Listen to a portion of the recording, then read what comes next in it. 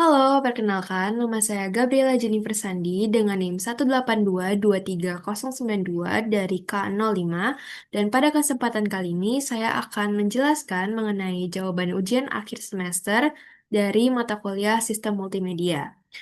Untuk soal yang pertama, kita akan membahas mengenai encoding dan decoding dari foto selfie yang telah saya ambil menggunakan ponsel saya.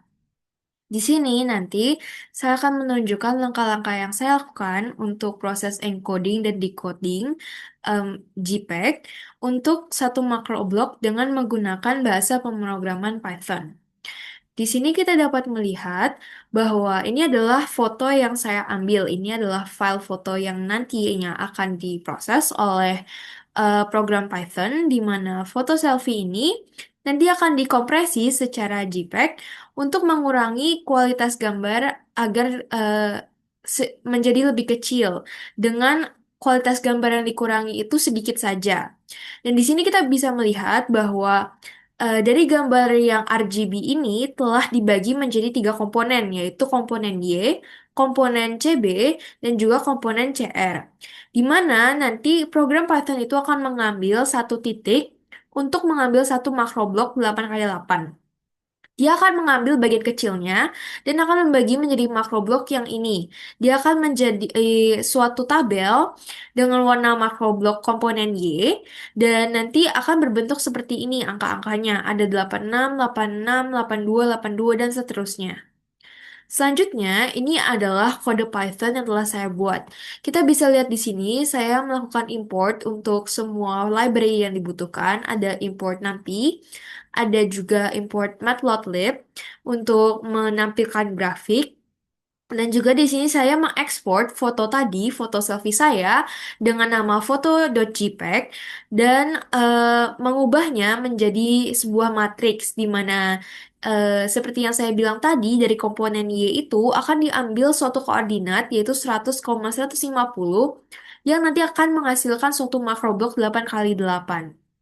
Makroblok aslinya nanti akan di print di sini, lalu dia akan dilakukan encoding terlebih dahulu. Setelah dilakukan encoding, dia akan dilakukan decoding di sini, dan nanti akan ditampilkan blok hasil decodingnya. Setelah itu, kita juga bisa membandingkan dengan matriks errornya, perbedaan dari makroblok yang asli dengan makroblok yang setelah di decoding. Setelah itu, kita dapat menyimpulkan dengan mean squared error atau MSE. Kita bisa melihat bahwa kalau misalnya nilai MSI-nya itu lebih dari nol, bahwa hal ini membuktikan proses ini itu bersifat lossy, atau ada data yang hilang dari proses encoding-decoding itu. Dari awal makroblok yang datanya sekian, menjadi makroblok yang setelah decoding menjadi datanya yang sekian. Kita dapat melihat di pemrograman Python-nya, saya akan menunjukkan di VS Code saya. Di sini adalah file yang telah saya buat, di mana file ini ketika kita run, misalnya py nomor 1.py, salah. Kita dapat melihat data-data yang ditampilkan. Pertama adalah data makroblok aslinya. Di sini dapat kita lihat bahwa makroblok aslinya adalah ini, yang telah saya tunjukkan tadi dalam slide. Selanjutnya adalah blok hasil decodingnya, di mana rata-rata nilainya adalah 0. Selanjutnya adalah blok hasil decoding, di mana dia rata menjadi 84 untuk semua bloknya. Setelah itu, dihitung matriks errornya perbedaan dari makro blok aslinya ke makro blok hasil decoding. Nah, mean square errornya dapat dihitung yaitu sebesar 2,7. Karena mean square error ini lebih dari 0, kita bisa menyimpulkan bahwa data itu ada yang hilang atau proses ini bersifat lossy. Kita bisa melihat juga di data grafik ini bahwa ini adalah makroblok yang asli. Kalau kita lihat di sini, ada banyak perbedaan tekstur. Ada kotak yang warnanya lebih sedikit lebih abu-abu tua, ada yang warnanya abu-abu muda, dan ada yang abu-abu gelap seperti yang saya bilang tadi. Dan inilah hasil decodingnya, di mana di sini kita dapat melihat bahwa karena tadi makrobloknya itu 8 disamaratakan yaitu 84, kita bisa melihat bahwa hasilnya itu relatif mulus atau sama semua warnanya. Di visualisasi error ini kita bisa melihat bahwa oh, kalau yang nol itu berarti dia tidak berubah. Sehingga semakin dia biru, semakin warnanya itu tidak berubah. Tetapi ada yang warnanya merah seperti bagian ini dan ini, yang merupakan kalau kita lihat di sini adalah bagian kotak yang ini, di mana kalau kita lihat perbedaannya sangat jauh dari warna yang ini ke perubahan yang hasil decoding, sehingga ini adalah perubahan yang paling besar, sekitar 4 pixel. Oke, selanjutnya kita kembali ke penjelasan tadi.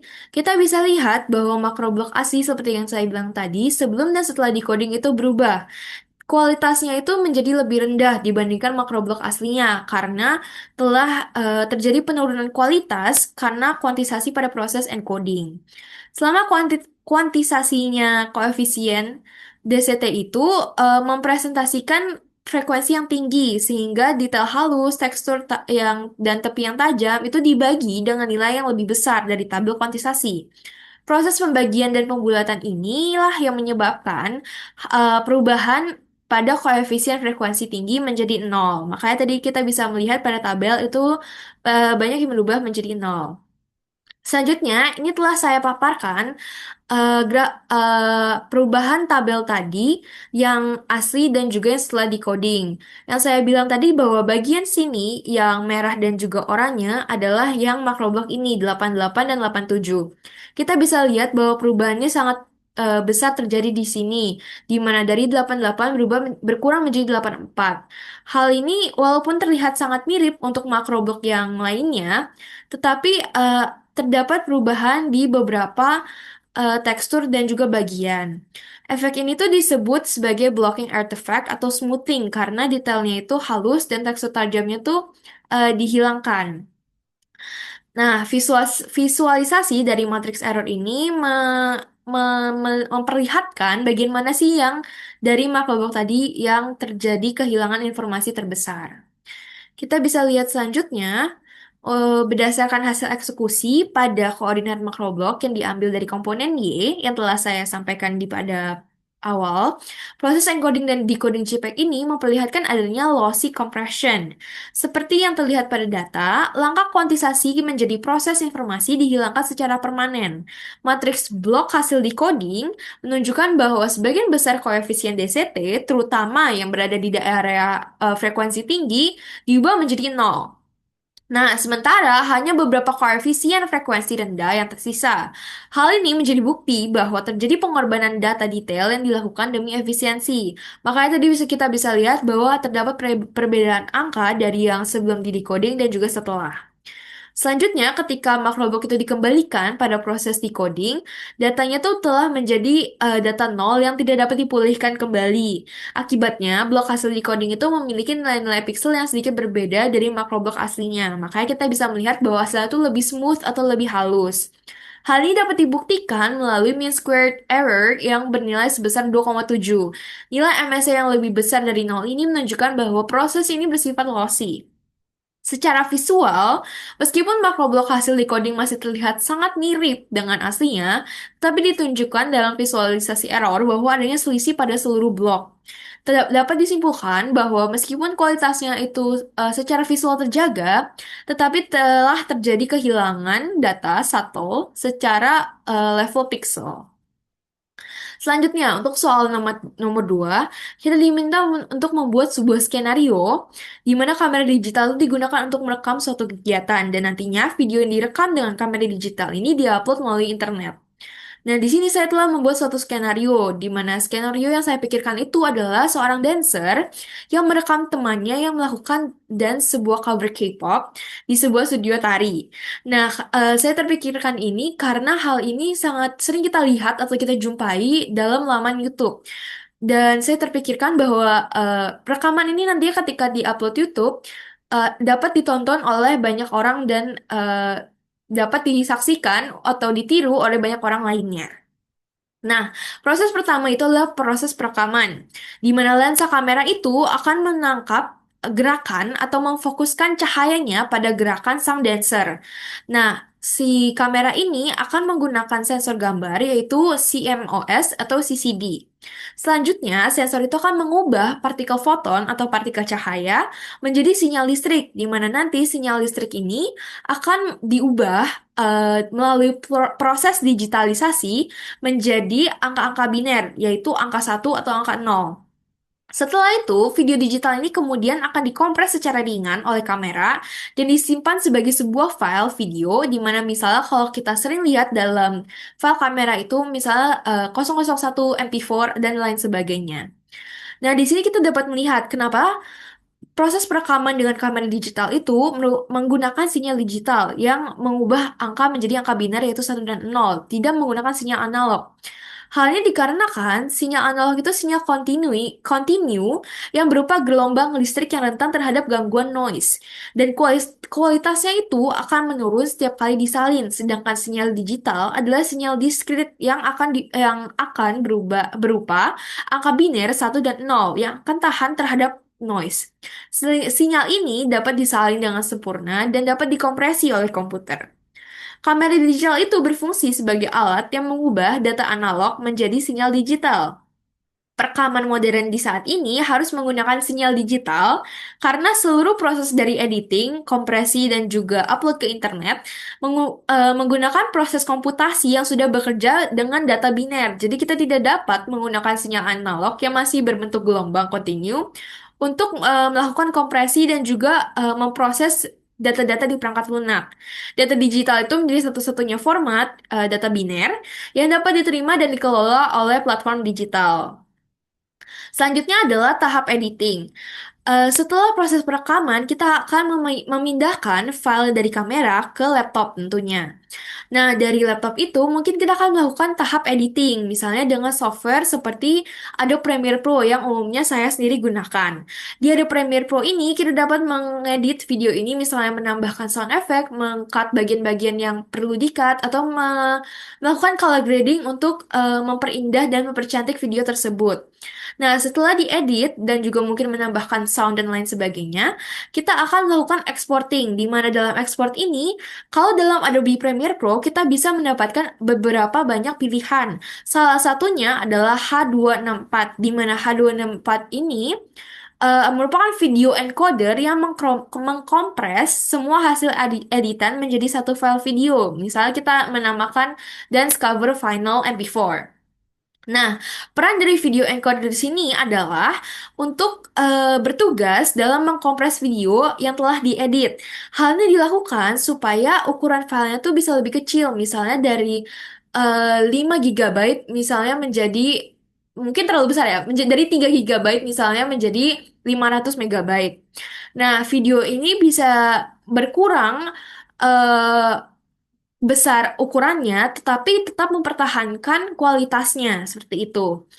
Nah, karena visualnya secara signifikan tidak dirusak, tetapi ukuran file yang mengecil, proses ini tuh dapat mempermudah kita untuk mengupload misalnya ke media YouTube ataupun ke media lainnya secara cepat dan praktis, karena filenya sudah tidak berukuran sangat besar. Selain itu, kalau Anda pernah melakukan exporting dengan Adobe Premiere Pro ataupun software lainnya, kita tahu bahwa proses exporting itu merupakan salah satu proses yang sangat lama, bisa berjam-jam ataupun berhari-hari karena file yang telah kita edit itu bila tidak dikompres akan menjadi suatu file yang sangat menumpuk dengan ukuran file yang sangat besar. Hal ini akan sangat mempersulit orang-orang yang ingin mendapatkan video edit dengan cepat. Nah, cara kerja encoder ini adalah dengan tidak menyimpan setiap frame secara utuh, tapi mereka melakukan prediksi. Program itu akan memprediksi tampilan sebuah frame berdasarkan frame sebelum-sebelumnya. Nah, kemudian informasi yang berbeda akan disimpan secara residual bersamaan dengan informasi gerakan, misalnya motion factor-nya. Data perbedaan ini jauh lebih kecil daripada data satu frame penuh. Nah, selanjutnya kita akan membahas perbedaan antara open loop dan closed loop. Open loop itu adalah encoder yang mengkompres frame berdasarkan frame asli yang sempurna tanpa memeriksa hasil kompresinya sendiri. Kompresi ini tuh cepat, namun kualitasnya tuh buruk karena errornya bisa menumpuk. Sedangkan kalau closed loop adalah encoder yang mengkompres sebuah frame lalu langsung mendekodenya kembali secara internal. Hasilnya tuh memang tidak sesempurna yang dipakai dengan acuan untuk mengkompres frame selanjutnya. Dengan cara ini, encoder dapat mengetahui error yang akan terjadi dan bisa mengontrolnya agar tidak menumpuk. Nah, hasil tidak sempurna itulah yang dipakai sebagai acuan. Nah, selanjutnya software editing itu menggunakan apa sih? Mereka tuh menggunakan closed loop editing. Maaf, menggunakan closed loop encoder. Saat ekspor terjadi, video itu akan dihasilkan kualitasnya visual setinggi mungkin. Sehingga sistem open loop itu akan menyebabkan penumpukan error atau artefak visual yang membuat kualitas video menurun secara drastis. Sebaliknya, kalau kita pakai metode closed loop, kita dapat mengontrol dan membatasi error tersebut sehingga memastikan hasil akhir akan menjadi lebih baik. Nah, terjadi juga yang namanya redundancy temporal. Redundancy temporal ini adalah adanya kemiripan atau pengulangan informasi pada frame-frame video yang berurutan. Misalnya, ketika seorang dancer itu melakukan sebuah dance di studio tari, latar belakang mereka itu cenderung tidak bergerak. Latar belakangnya itu hampir tidak berubah dan hal ini menunjukkan adanya redundansi yang tinggi. Encoder itu hanya akan merekam latar belakang itu sekali di frame dan akan merekam perubahan gerakan tubuh yang cenderung lebih dinamis.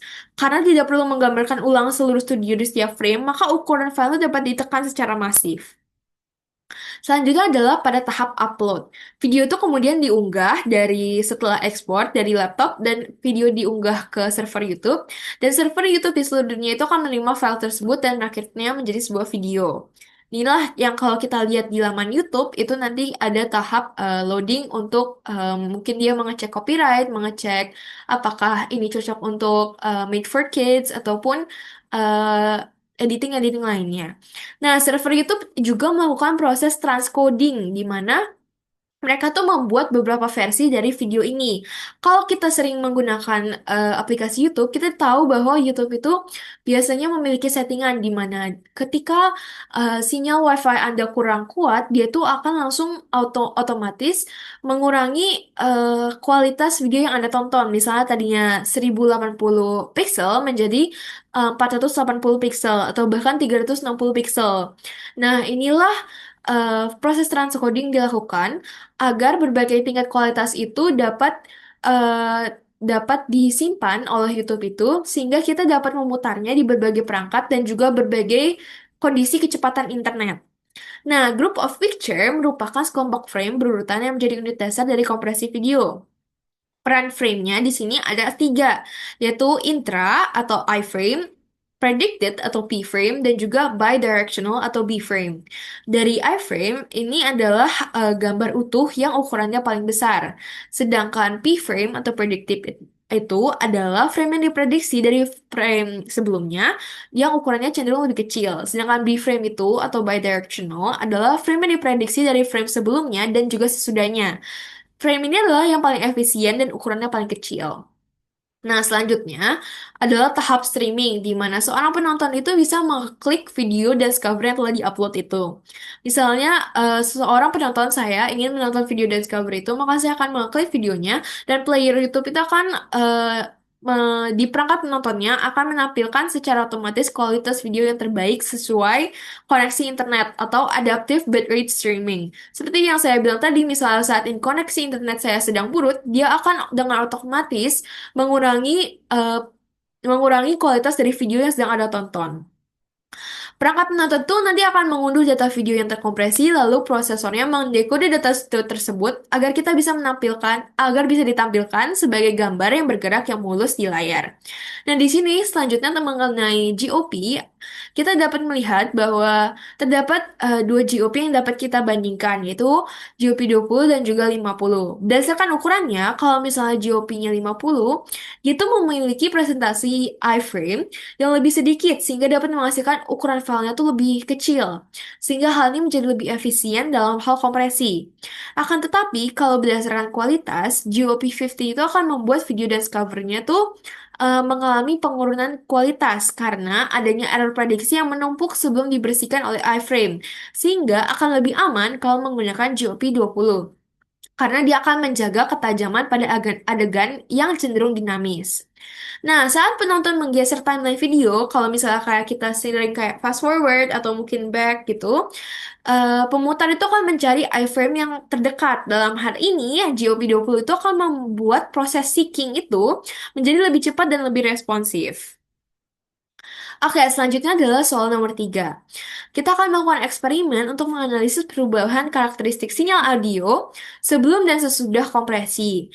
Di sini saya akan menggunakan file audio dengan format WAV dan file audio ini saya dapatkan dari situs Kaggle, di mana ini merupakan salah satu cuplikan dari piano penampilan piano Mozart dalam sonata. Nah, di sini file ini berukuran sebesar 2,23 megabyte. File ini nanti akan diubah, dikompresi dari bentuk WAV menjadi MP3. Hmm. Di sini adalah coding yang saya gunakan.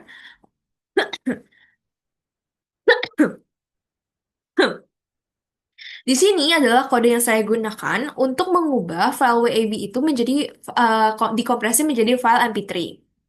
Nah, di sini dapat kita lihat bahwa kita telah menganalisis ukuran filenya, yaitu ukuran file aslinya sekian, dengan nanti dapat kita lihat ukuran MP3-nya menjadi sekian. Lalu, kita dapat membandingkan rasio perubahannya. Nah, di sini dapat kita lihat, saya telah membuatnya dalam Google Colab, kodenya yang telah saya tampilkan tadi, di mana kalau kita jalankan, kita dapat melihat bahwa kode ini akan menghasilkan sebuah analisis, yaitu ukuran filenya di sini tertulis bahwa awalnya 2,3 megabyte menjadi 202 kilobyte setelah dikompresi menjadi MP3. Selanjutnya, rasio kompresinya itu adalah 11:1 yang sangat besar. Dan ukuran filenya itu berkurang sebesar 90,88% yang sangat eh, membantu kita untuk mungkin save of space dan storage gitu ya. Dan dari sini kita dapat melihat bahwa durasi filenya itu tetap sama, 12,91 detik. Dan di sini adalah perbandingan sinyal audio WAV-nya dan juga MP3-nya. Ini adalah bentuknya. Ada dua karena file WAV-nya itu dalam bentuk stereo, sedangkan di sini MP3-nya sudah dikompresi dan hanya satu karena bentuknya mono.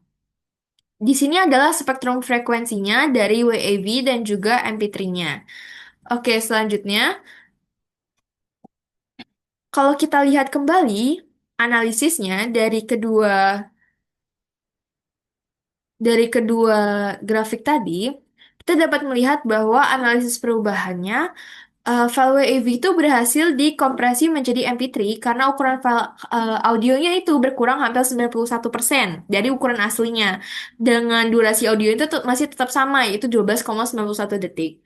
Nah, file ini bisa berkurang drastis karena MP3 itu menggunakan metode kompresi lossy yang membuang data audio yang dianggap tidak penting bagi pendengaran manusia.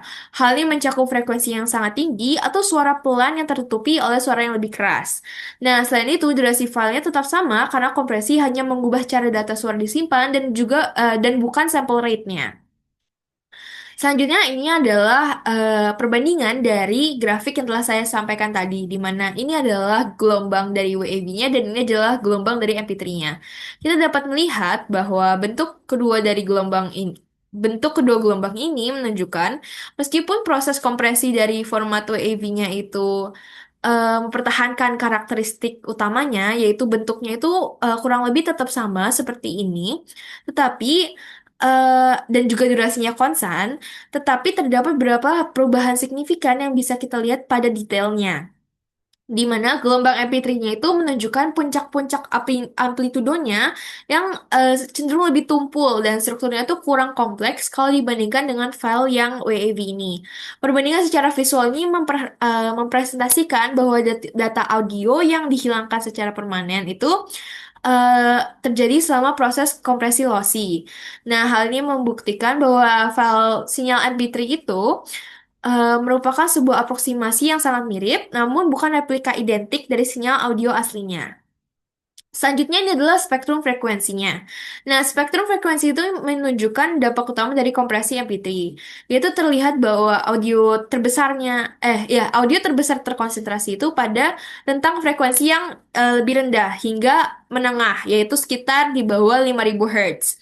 Nah, hal ini merupakan frekuensi fundamental dari musik piano dan berhasil dipertahankan dengan baik pada file MP3-nya. Namun, perbedaannya itu pada rentang yang lebih tinggi. Nah, spektrum WAV itu menunjukkan adanya komponen frekuensi yang terus berkelanjutan sampai ke 2000, tetapi walaupun lemah, tetapi hal ini di cut off atau informasi frekuensi itu dihilangkan sepenuhnya pada kompresi lossy ini. Nah, penghapusan frekuensi tinggi yang dianggap kurang terdengar oleh telinga manusia ini adalah fungsi dari kompresi lossy-nya. Nah, melalui perbandingan spektrum ini, kita dapat melihat bahwa ada data yang dihilangkan selama proses kompresi. Selanjutnya, kalau kita kembali pada Google Colab tadi, kita bisa mendengar bahwa audio asli dan juga audio MP3-nya itu masih cukup mirip.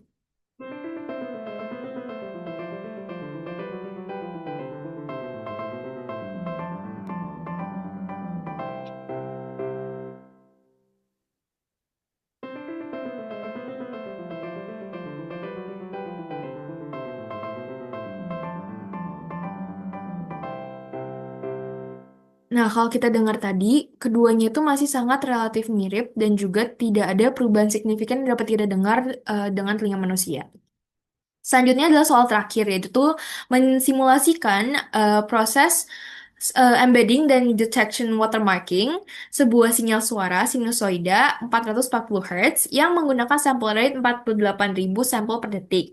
Dengan menggunakan teknik watermarking yang digunakan berbasis spectrum dengan menggunakan seed, bulan, dan tanggal lahir kelahiran. Nah, di sini saya telah menjabarkan data yang kita perlukan, yaitu di mana tanggal lahirnya adalah 28 Januari adalah tanggal lahir saya, sehingga seatnya menjadi 2801.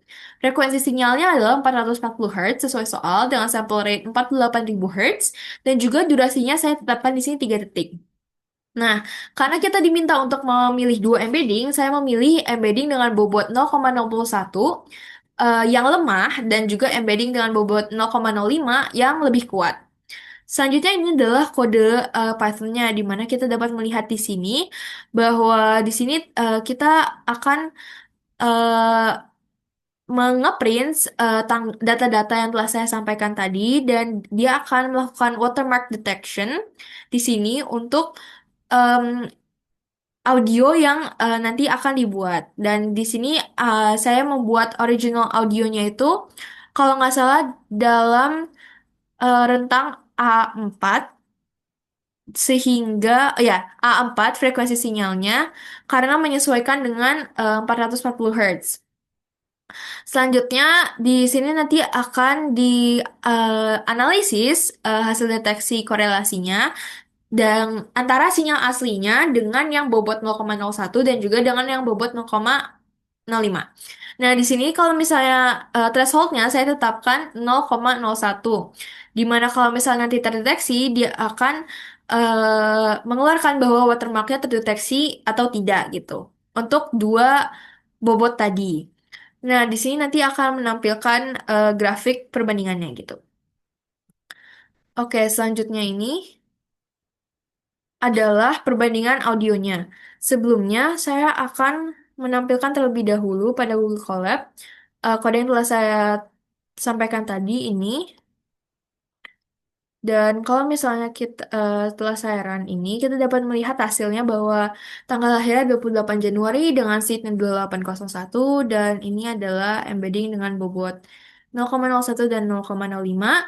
Dan di sini sinyal aslinya tuh di bawah 0 yang artinya tidak terdeteksi watermark, sedangkan yang bobot 0,01 dan 0,05 itu terdeteksi watermark, walaupun yang 0,1 itu relatif kecil, yaitu 0,014. Nah, di sini adalah hasil data yang telah saya tampilkan, dan di sini saya ingin menunjukkan eh, suara dari 440 Hz tadi dengan bobot yang telah di eh, telah di dengan watermark yang telah diberikan untuk tiap bobot. Sebentar, kita ulang terlebih dahulu. It's oke. Ini adalah sinyal aslinya. Ini adalah yang bobot 0,01. Dari kedua ini relatif mirip suaranya. Sedangkan ini adalah 0,05. Kita bisa mendengar bahwa ada lebih banyak perubahan dan juga lebih banyak noise yang muncul. Nah, selanjutnya, kalau kita bandingkan tadi antara audionya dengan antara audio sinyal aslinya dengan sinyal yang berbobot, kita bisa melihat bahwa pada grafik itu proses embedding watermark ini eh, menampilkan bahwa audio yang asli itu berbentuk gelombang sinus yang sempurna. Seperti pada di sini kita bisa melihat bahwa ini sangat sempurna gelombang sinusoidanya. Sedangkan grafik yang di sini dia akan menunjukkan sinyal yang di sisi P watermark yang di mana yang merah itu adalah yang 0,1 dan yang hijau itu adalah 0,05. Di sini kita bisa melihat bahwa grafiknya itu cenderung lebih kasar dan juga menandakan watermarknya itu memiliki distorsinya yang lebih jelas pada yang bobot 0,05, sedangkan yang 0,01 itu lebih sedikit distorsinya sehingga hampir identik dengan yang aslinya yaitu yang ini. Sehingga watermarknya itu lebih samar atau imperceptible. Nah, watermark yang lebih kuat itu berpotensi menurunkan kualitas audio aslinya. Selanjutnya adalah analisis mengenai hasil deteksi korelasi untuk watermark ini, di mana bobot 0,01 atau yang lebih lemah itu menghasilkan nilai korelasi 0,14, di mana meskipun nilai ini melewati ambang batas dan dinyatakan terdeteksi, tetapi angkanya hanya sedikit di atas threshold. Sehingga hal ini mengindikasikan bahwa watermarknya itu sebenarnya ada, tetapi sinyal deteksinya lemah dalam skenario yang nyata, sinyalnya itu lebih rentan terhadap gangguan atau noise, atau kompresi audio yang dapat menghilangkan watermark dan menyebabkan kegagalan deteksi.